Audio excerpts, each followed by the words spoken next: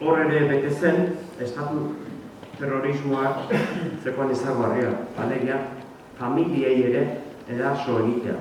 Zer, Juan gero, elkarrizketa luze bat eskaini zion Xabier Amurizari, etari buruzko entziklopedia batea zuen txalapartak, 8 tomotan, eta hortako elkarrizketa luze bat, eta Juan Jose kontatzen du atentadoaren berri, eta esaten du bera kotxean zegoela, agurtzane zegoen jaketxea jasotzen, eta bera kotxean zegoen, 5-10 minutu agurtzane etorri zen. Hiltzailea ja hor daude, bera hilatzian daude, kotxeatean. Hiltzaileek ja beren jo puntuan daukate, Juan Jose. Hilezakete. Baina itxoitu dute, emaztea etorri arte. Emaztea ere nahi dute harrapatu.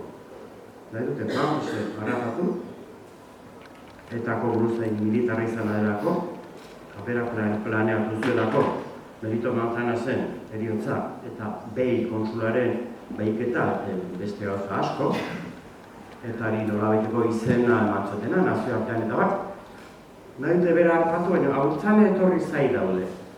Eta agurtzane kotxea sartzenean, kotxeak aurrean dator, eta metralleta ustutzen dute haien gainean, 35 tiro guztiak haien gainean.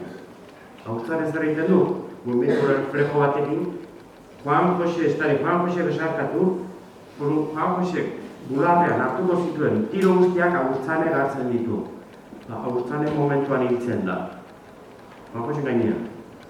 Eta Juan Jose tiroak hartu ditu sabelean eta hanketan eta bat, eta oso gaizki egon ondoren, hilabete bat edo bi edo oso larri egon ondoren, eta 15 tiro jasoaren, mirari badala medio esan zakeu, bizirik atera zen, eta gero bizi izan zen, urte mordo bat. Eta horrekin bukatzen da liburua, eta nik ere honekin amaituko dut.